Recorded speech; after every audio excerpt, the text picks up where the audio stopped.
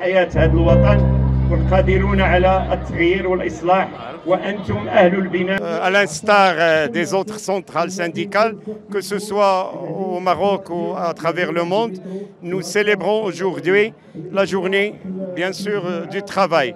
Et nous avons choisi une thématique qui incite le gouvernement à respecter la dignité humaine des salariés, des travailleurs, des travailleuses marocains, étant donné que leur pouvoir d'achat a connu ces dernières années une dégradation inacceptable, étant donné que, bien sûr, nous vivons des années de flambée de prix de denrées de première nécessité.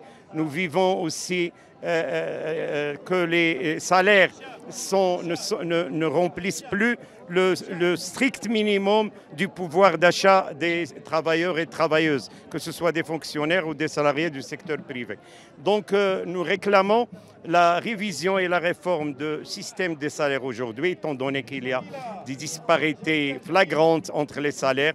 Il y a des gens, bien sûr, le SMIC ne dépasse pas 3 000 dirhams dans le secteur privé et dans le secteur agricole 2 000 dirhams. Donc par rapport à d'autres salaires qui sont 35 fois le SMIC. C'est pour cela qu'on doit réduire ces inégalités salariales.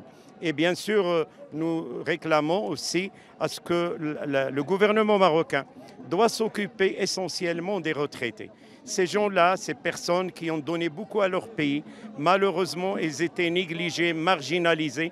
Et ça fait 30 ans déjà que les gouvernements successifs n'ont pas pensé à une augmentation dans les pensions retraite et aussi les ayants droit. Il y a des ayants droit des retraités qui ne touchent même pas 300 dirhams.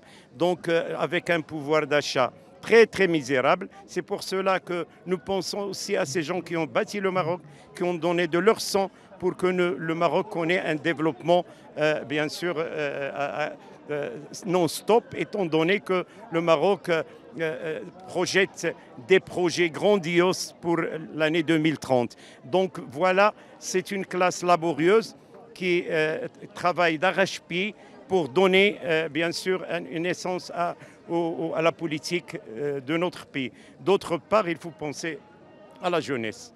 La jeunesse marocaine, malheureusement, c'est des lauréats qui ont soit des licences, des masters et des doctorats. Ils sont rejetés dans la rue, ils sont au chômage aujourd'hui et c'est une question inacceptable. Donc le gouvernement doit créer des postes stables, décents pour tous les jeunes aujourd'hui qui sont malheureusement au chômage.